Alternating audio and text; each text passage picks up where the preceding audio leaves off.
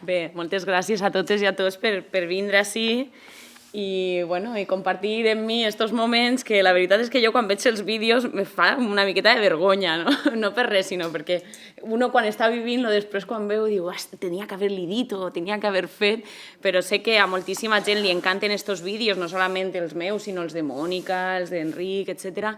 I la veritat és que he arribat a la conclusió de que és que li encanten els nostres vídeos perquè hi ha tantíssima gent que tindria tantes ganes de dir-los més que un burro a estos, no? que diu, mos veuen ahí diguent-se-ho i clar que sí, i anem pels pobles i diu, doneu més canya, doncs és el que fem, intentem fer, no? Sí que se va ofendre el governador del Banc d'Espanya, se va ofendre moltíssim. I a més té una explicació, el senyor Fernández Ordóñez va escriure molts articles, molts, abans de ser governador del Banc d'Espanya, i jo vaig repassar aquests articles abans que vinguera a la compareixença de la Comissió d'Investigació de la CAM i en tots ells ell anunciava l'esclat de la bombolla immobiliària i de com s'estava veient que el sector financer estava inflant moltíssim i la seva avarícia especulativa estava efectivament produint una situació que anava a durar una estabilitat espectacular. Aquests articles els podia haver signat Paco, els podia haver signat jo, els podia haver signat Abusos Urbanísticos No, que és una plataforma, els podia haver signat qualsevol persona amb una mínima decència i trellat que efectivament estava veient que això que estava succeint, i així al País Valencià ho hem vist moltíssim, no era ni mig normal. Aquesta construcció massiva i especulativa i aquesta pujada de preus desorbitada i este fluid de crèdit que efectivament te otorgaven i encara te venia el del banc i diu, ¿y qué quieres más? ¿Lo quieres para los muebles, para el coche, para el no sé qué? I te inflaven i tu deies, i per què no? Per què no? Si m'ho estan donant, doncs jo ho firme, no? I clar, això que era una evidència, el senyor Fernández Ordóñez ho firmava en articles, no? Després va entrar a ser governador del Banc d'Espanya, que és el màxim òrgan controlador de l'activitat del sector financer, i va deixar que feren i desferen els bancs. I, de fet, en el seu mandat és quan més preferents i quan més quotes participatives, en aquest cas que són una figura única i exclusivament de la CAM, se van signar. Quan més diners se va agafar al minorista, al petit estalviador, per a inflar encara més de crèdit a les entitats financeres per a que continuaren fent i desfent en aquesta activitat especulativa. I clar, jo li vaig preguntar, diu, ¿y dónde quedó? Usted que lo estaba viendo, ¿no? I ell me va contestar que ell havia escrit aquests articles no sent governador del Banc d'Espanya i que després, sent governador del Banc d'Espanya, ell va pensar que ell ja no tenia que dir aquestes coses. I clar, uno se queda espantat i diu, però és que le pusieron para eso, sap? Vostè va cobrar moltíssims diners per a això. Doncs no, este senyor se va dedicar, sent governador del Banc d'Espanya, a dir que als treballadors i treballadores se li havia de baixar els salaris. Això era el que se dedicava a dir, i no a dir als bancs que havien que aturar la seva activitat especulativa, el que en realitat havia anat a fer allí. I vos parlo d'això com un exemple perquè una de les majors experiències que me vaig a dur en la meva activitat política va ser, efectivament, haver estat en aquesta comissió, perquè allí han pogut passar moltes persones i haver-nos il·lustrat de la vergonya que ha suposat l'activitat de les caixes i els bancs, perquè jo ho he vist en la CAM, però és el vivo reflejo de lo que s'ha fet en Bancaixa, que després va passar a ser Bankia, en el Banc de València, en totes les entitats. És a dir, el poder polític va decidir quines persones tenien que estar dirigint aquestes entitats. Alguns d'ells és que han sigut presidents de la Generalitat Valenciana. És que el que dirigia el Banc de València era un president de la Generalitat Valenciana, que avui està imputat per la seva activitat en el Banc de València. És a dir, era el poder polític qui decidia qui estava allí i qui decidia que estava allí hi havia el que era un listo que ja se ho apanyava per a les seues remuneracions, prejubilacions, etc., foren multimilionàries i, de fet, avui els consellers estan imputats, en el cas, per exemple, de la CAM, per aquest dany patrimonial que li han causat a l'entitat per aquestes prejubilacions multimilionàries, que han sigut un escàndol. I posaven altres persones que eren els que eixien d'aquest sorteig davant notari d'aquells que teníeu vosaltres els vostres estalvis en les entitats, havia un sorteig de gent que eixia i, per sort, anava a parar als consells d'administració. I, clar, uno quan veia passar a aquests consellers que dius, bueno, a priori venen per sorteig, no són sospitosos. I quan te contaven d'on venien i les relacions d'amistat que tenien, al final dius, bueno, sorteo o tongo, perquè que casualitat que la que eixia per sorteig treballava en la Ciutat de la Luz d'Alacant, una altra que és que era cosina germana d'un conseller del Partit Popular, etc. Vull dir, això què és? Sorteig o tongo? I aquestes són persones que no tenien absolutament ni idea de com dirigir les entitats financeres, però que necessitaven, efectivament, el seu vot i, per tant, la seva submissió, el seu desconeixement, per a que els listos pogueren fer i desfer, els listos que eren estos expresidents, alts càrrecs del Partit Popular, que han sigut regidors, alcaldes, etc., estigueren allí, pogueren fer i desfer, i inflar la bombolla immobiliària, i de pas també aprofitaven aquestes caixes per a tots els projectes ruïnosos que ha dut a terme el Partit Popular en la Generalitat Valenciana. Tots i cadascun dels projectes ruïnosos tenen un finançament d'aquestes caixes valencianes, tots. Terra Mítica, Ciutat de la Luz, les privatitzacions sanitàries, les concessions administratives que s'han fet privatitzant les àrees de salut, ahí estava Bancaixa i estava la CAM també. Vull dir, tots han sigut, diguem, els que han inflat, els que donaven els diners que se suposa que tenien que revertir, perquè per això eren les caixes, per revertir la seva activitat en el conjunt de la societat, en el bé comú, finalitats socials, que no eren bancs, que eren caixes, i tenien una finalitat social, doncs no, la seva finalitat va ser injectar diners als projectes ruïnosos del govern valencià. I així n'els ha anat. La ruïna en aquests projectes per a la Generalitat Valenciana i la ruïna per a les entitats que han inflat aquests projectes en diners d'aquestes entitats. Doblement arruïnats. I qui ha pagat això? Doncs ho han pagat molts, tots. Ho hem pagat tots, primer, en la injecció de diners, que no és el rescat bancari. El rescat bancari l'executa el senyor Rajoy, però el senyor Zapatero se va dedicar en la seva última andadura en el govern a inflar de milers de milions d'euros mitjançant uns mecanismes que existien, que eren uns fons de protecció als depòsits bancaris. Doncs aquests diners que era per protegir, per si un banc o una caixa cau, diguérem, doncs els que sou, diguérem, estalviadors en aquestes entitats, teníeu un fons de rescat, diguérem, dels teus estalvis. Doncs se va quedar a zero perquè se va dedicar tota la quantitat de diners que hi havia en aquest fons, que eren milers de milions d'euros, en injeccions a aquestes entitats. Com que no va ser suficient, i entra l'època del senyor Rajoy, el que ens ve, diguérem, és el rescat ja formalment bancari que autoritza Europa, però que ens el clava com a dèficit públic, que l'hem hagut d'assumir ja el comú de los mortales. Per tant, fixeu-vos, qui l'ha pagat això? L'hem pagat tots.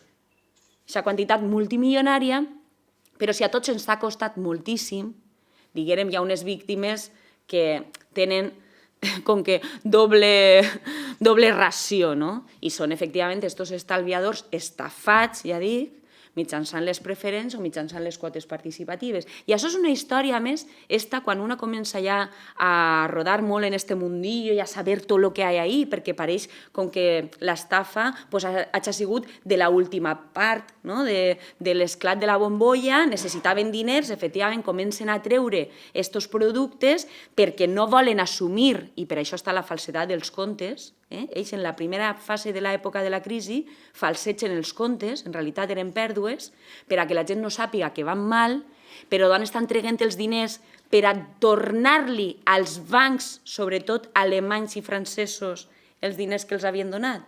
Doncs d'aquestes preferents, de les quotes, etc. Això és el que passa en l'última fase. Però si això podem pensar, bueno, doncs és una cosa conseqüència de la crisi. Els bancs es tornen locos, les caixes es tornen locos, necessiten diners, la crisi comença tal i comencen a treure aquests productes. No, d'això res. Molts dels que són afectats de les preferents ho podran saber. Els productes se'ls van col·locar, alguns d'ells fins i tot en 2003.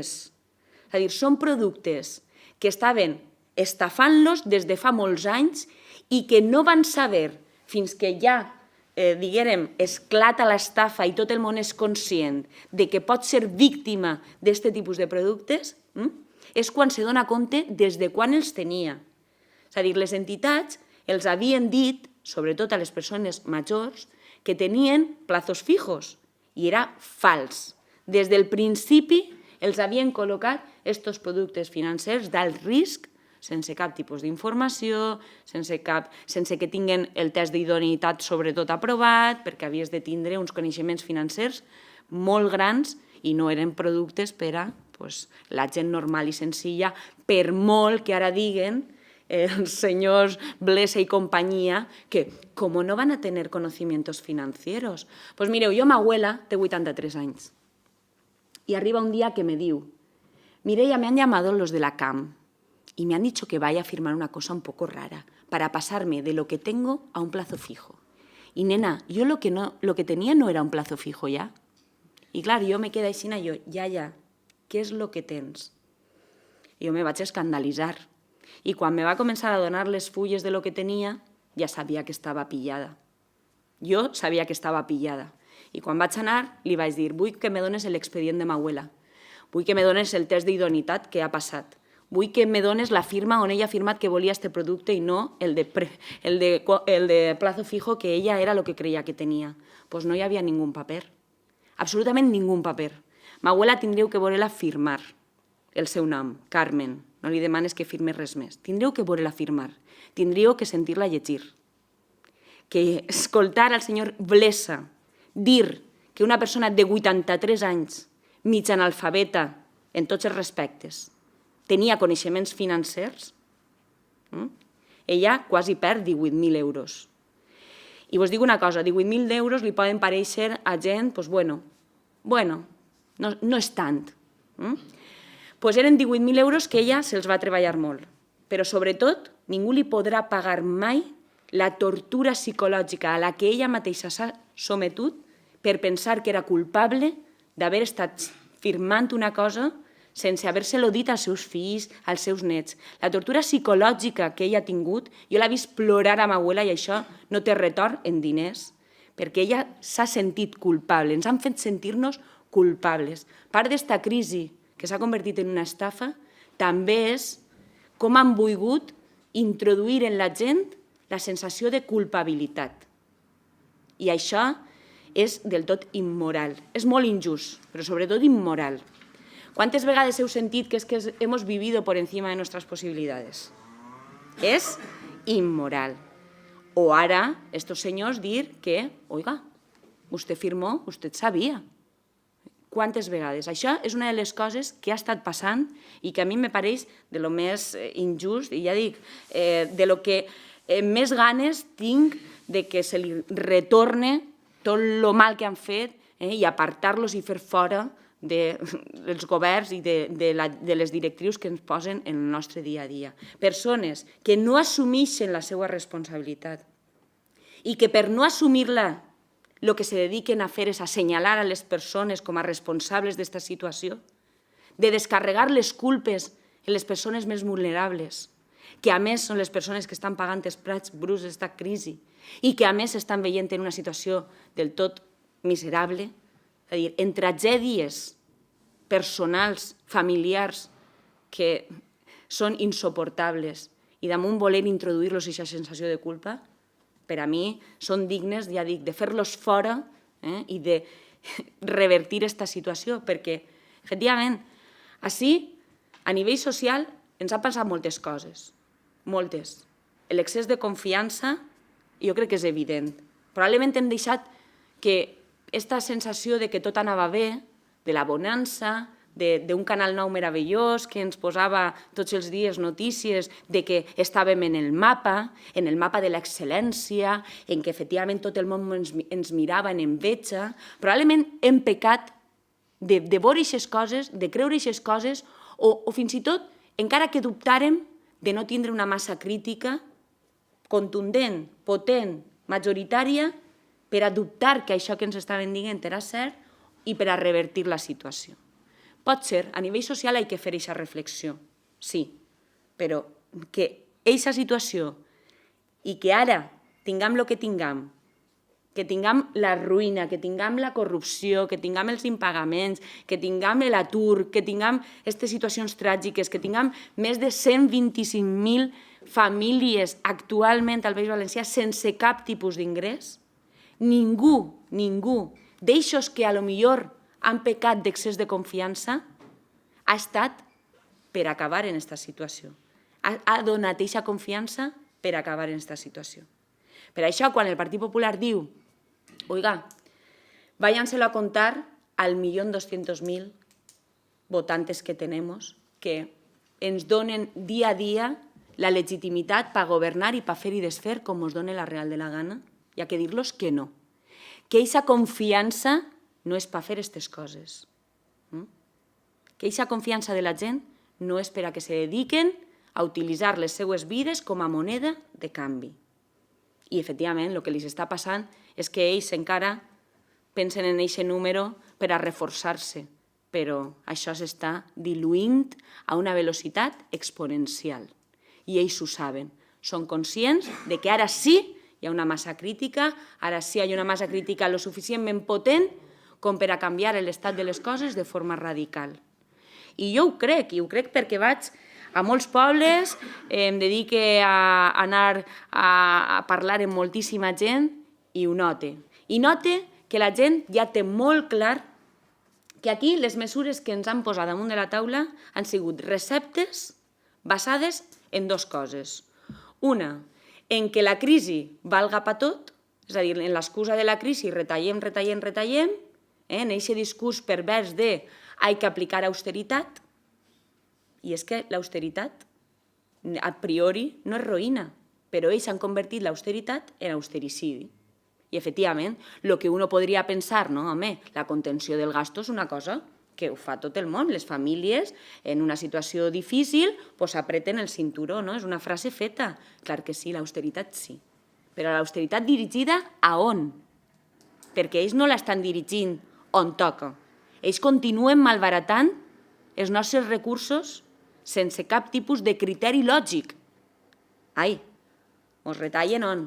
I és on entra la segona part, que ens estan aplicant en aquesta crisi una ideologia de la ultradreta, perquè aquesta austeritat que se converteix en austericidi i sense cap criteri comencen a retallar i retallar, a on van aquests retalls? Ai, no van a tots estos fastos, eventos i macroproyectos, no van ahí, van als serveis sanitaris, als serveis educatius, als serveis de dependència, etc. A la innovació, a la ciència, a la joventut, és a dir, un llarg etcètera. Efectivament, ahí és on entra la política de la dreta. I una dreta que què fa?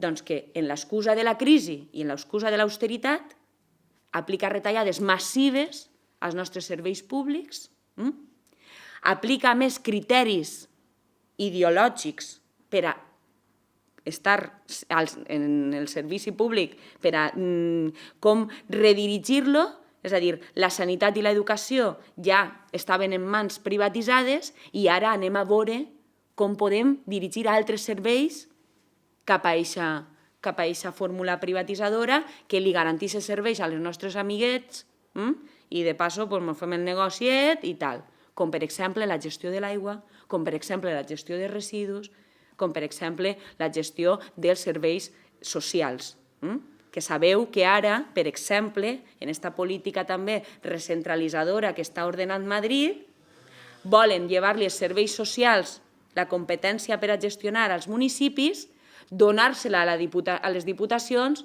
esas grandes diputaciones nombradas por la ciudadanía, cortijillos del Partit Popular y su séquito, per a que ells després tinguen aquestes competències i les passen a mans privades, tal qual.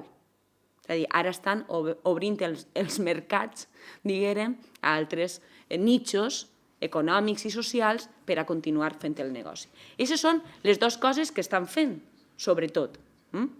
Però, clar, nosaltres tenim una situació que això podria ser, això te'n vas a qualsevol territori i és quasi repetit, és un sistema. No és una cosa que se li hagi ocorregut al Partit Popular Valencià, que normalment és innovador, sabeu que aquí el tema sanitari van ser els primers, normalment aquí quasi que som la proveta, no? Però això és una cosa que s'està repetint en tots els territoris. Ara bé, nosaltres tenim senyes d'identitat pròpies, perquè això dels valencians ens agrada tindre senyes d'identitat pròpies. I tenim una situació molt pitjor en aquesta crisi estafa que la resta d'autonomies. I això ho diu el Partit Popular. El govern del Partit Popular diu una gran veritat. És l'única. La gran veritat que diu és que el nostre punt de partida en aquesta situació greu és pitjor que en altres comunitats. Cert, cert. Però ells diuen, ai no, però és per el sistema de financiació. I només que se queden en això. Ai, clar, ara va resultar que només és això. I què diuen? Diu, miren, no, és que si ens haguérem tingut un sistema de finançament just i on estiguérem valorats com la mitjana estatal, doncs nosaltres ara tindríem 13.000 milions d'euros més, que sabeu que és el que se calcula de deute històric per el sistema injust que hem estat durant tots els anys sobrevivint, perquè és sobreviure a aquest sistema, doncs tindríem 13.000 milions d'euros més. I uno diu, ai, diu, i els 30.000, ara ja són més, 30.000 milions d'euros de deute, perquè, clar, uno diu, si haguérem tingut 13, vinga, te compre els 13. I els 17.000 milions de diferència, això, perquè nosaltres sempre hem tingut les ràtios de llit per habitant més baixa, per baix de la mitjana estatal. Hem tingut els xiquets en barracons a diestro i siniestro. Qualsevol pot anar al pobles i veure que els xiquets no han estat en centres escolars dignes i nous. Estaven en centres escolars, si estaven fets un desastre. I si no, en aules prefabricades. Hem tingut uns nivells d'aplicació de la llei de dependència per baix de la mitjana estatal. És a dir, i polítiques actives d'ocupació ja ni té compte, són inexistents. I per tant, on han estat aquests 17.000 milions d'euros de diferència? Ai, això no ho explica el Partit Popular. Però està comptat, és fàcil, no és tan difícil, està comptat. I de fet, hi ha un llibre que a més que crec que han presentat així en l'Alcúdia que ho comptabilitza. És a dir, a dia d'avui se pot comptabilitzar que la tierra de saqueo, com és el llibre, s'ha dut per davant, és a dir, la corrupció i el malbaratament de sobrecostos d'obres que estaven tassades en un preu i han multiplicat d'una manera exponencial el que era l'obra tassada, això són 13.000 milions d'euros. Està calculat. Fixeu-se, efectivament, és que és la part que faltava. I això el Partit Popular calla. Calla. És incapaç d'assumir, clar, perquè si ho assumeixen la meitat ja en la banqueta dels acusats i en un peu en la presó, però és la situació de partida. És a dir, nosaltres a dia d'avui podem dir que tenim una política del govern autonòmic i del govern estatal que davant d'aquesta situació decideix rescatar bancs en volta de rescatar persones, aplicar mesures que no són d'austeriment, i aplicar mesures d'austericidi i damunt aplicar una ideologia d'ultradreta que nosaltres, a més, no desconeixem perquè l'hem tingut des de ja fa 20 anys. Això per un costat. I a part tenim la nostra senya d'identitat i és l'expoli, robatori, saqueig que s'ha fet en les nostres arques públiques en el consentiment, i no solament el consentiment, sinó provocat i fet a mida per als membres del govern. Per què dic això? Doncs perquè no passa en ninguna democràcia avançada actual que hi hagi més de 100 alts càrrecs del Partit Popular en les diferents administracions municipal, diputació i autonòmiques que estiguen imputats per corrupció. I això passa així. Més de 100 alts càrrecs. Però és que, si això uno podria dir, bueno, pues és que potser en alguns que hi ha 80, no, és que no ha passat en ninguna democràcia avançada que tinguem 8 membres de l'executiu que estiguen imputats per corrupció, i això passa així. És a dir, és que tenim 8 membres del poder executiu que estan per greu delictes de corrupció imputats i que van a fer el passeillo per els diferents jutjats per a, efectivament, que donen resposta a aquest robatori i aquest saqueig que s'ha fet. I això passa així, i clar, el nostre punt de partida és pitjor.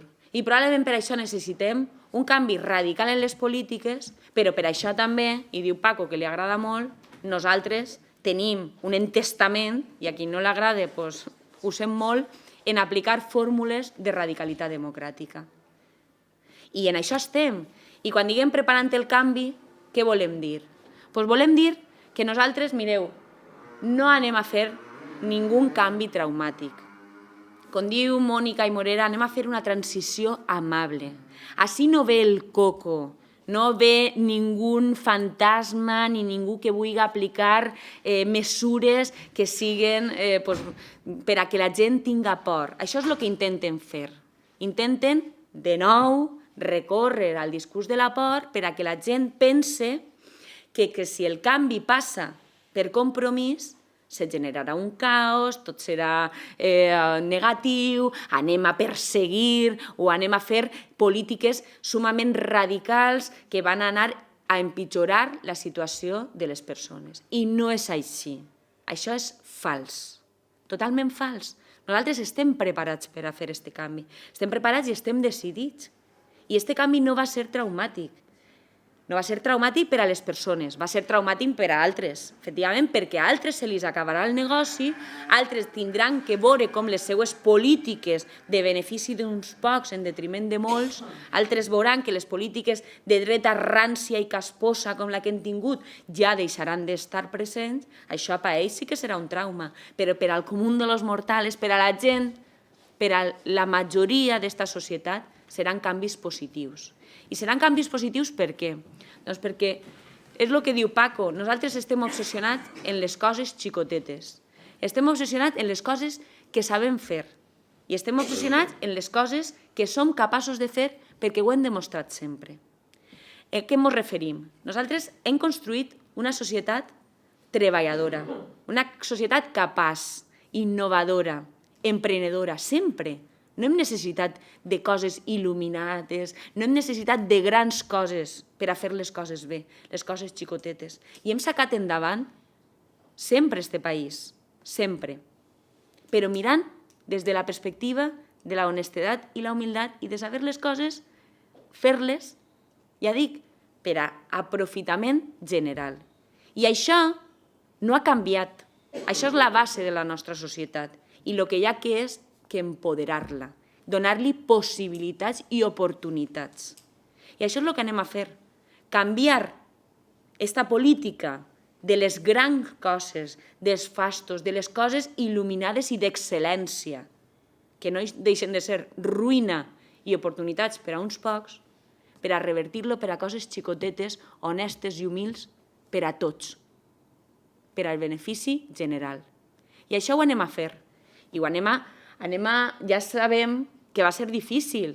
Ens anem a trobar la ruïna més absoluta.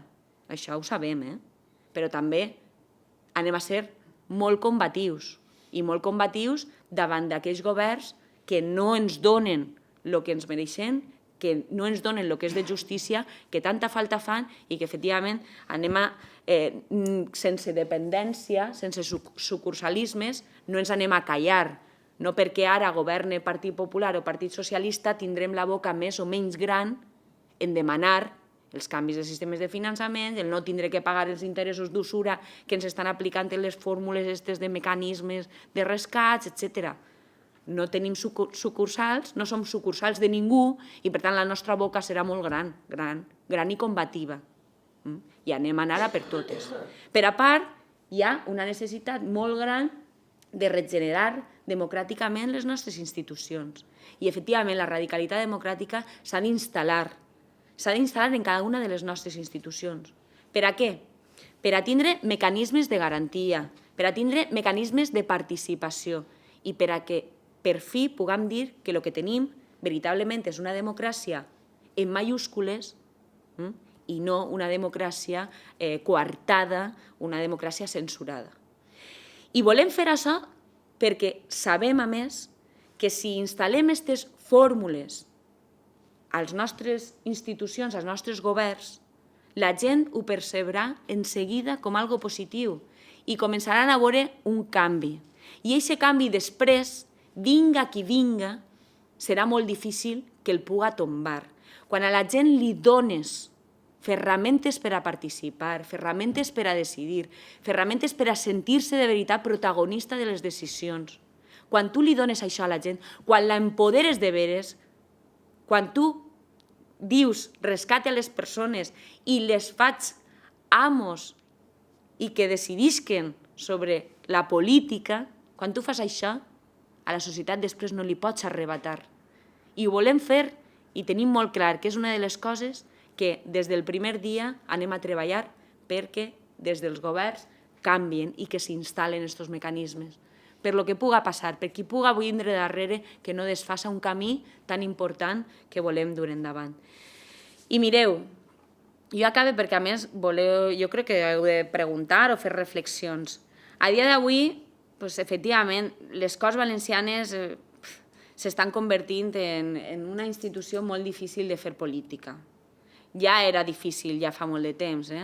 És a dir, tu anaves en arguments polítics i allí el Partit Popular, el seu rodillo, te deia que no i punt, sense cap tipus de diàleg, sense cap tipus de reflexió, sense cap tipus de capacitat de poder apropar postures, altres governs, fins i tot en majoria absoluta del Partit Popular.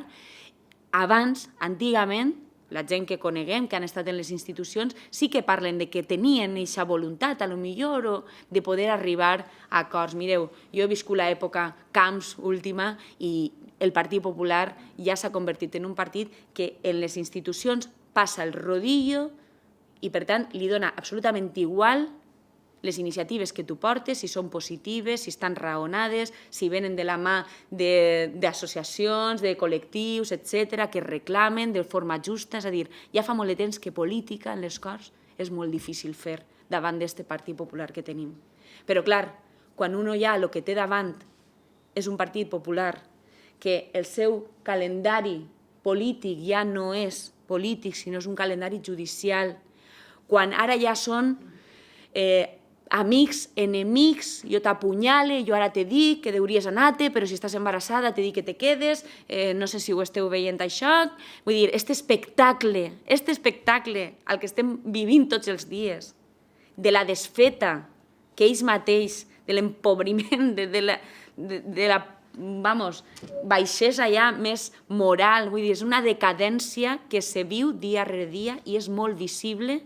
Quan tens davant d'això, aquí ja, aquestes Corts ja no donen més de si. De veritat que no donen més de si.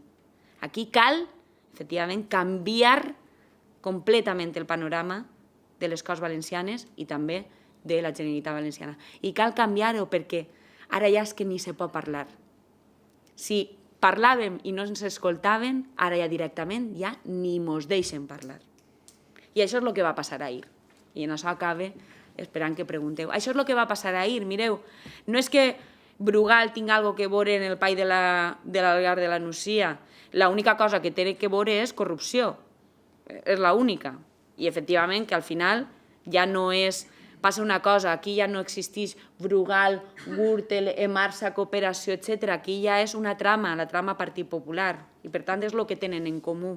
Mireu, el cas Brugal és un cas que el que ja heu seguit és un escàndol.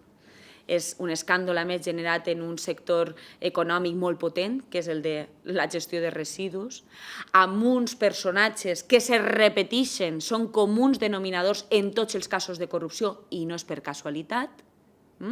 Tenim els empresaris que en el cas Brugal s'han beneficiat del beneplàcit i el consentiment del Partit Popular per a atorgar-li aquestes concessions i aquesta gestió de residus, això és Brugal, i després tenim Gürtel i el finançament il·legal, que és els empresaris que me tornaven els diners per a que jo me finançara les campanyes polítiques, de campanyes electorals. Fixeu-se el nexe d'unió. No se pot entendre Brugal sense Gürtel. No se pot entendre. És a dir, Ortiz seduïa les contractacions de la Brossa per a la Vega Baixa d'Alacant, no perquè fora l'empresari més guapo, més simpàtic, o perquè s'hi pusiera en Nochevieja, no sé si l'haveu vist en les fotografies, no perquè fora el més dicharachero i el que més, ai, com tengo un barco i un palco de l'Hércules, vente a festejar conmigo. No era per això. Ell seduïa en Brugal aquestes contractacions perquè en Gürtel li pagava al Partit Popular les campanyes electorals. I, per tant, s'entenen les dos, aquest nexe d'unió, en aquests tràmits. I, clar, ahí està, Brugal i Gürtel. I, clar, jo ahir no me vaig poder mossegar la llengua. Mireu, és que peque d'això, de que me costa mossegar-me la llengua. I aleshores la senyora Bonig, que vos he de dir que és un personatge, la consellera és un personatge, que si no l'haveu vist en vivo i en directo, val la pena anar a veure-la en vivo i en directo, acabava una pregunta al meu company Panyella dient que claro que sí, que al Partido Popular es tan importante, tan importante la política de residus com la educativa i la sanitària. Igual d'important. Clar, jo tenia la pregunta després del Pai de l'Algar i no vaig poder dir-li jo ho entenc. De fet, és que vostès tenen una trama de corrupció específica en la gestió de les brosses. O sigui, entenc perfectament que al Partit Popular és tan important la política de residus, perquè vostès sabien que hi havia negoci. Clar, jo vaig dir això i el senyor Fondemora, que és, un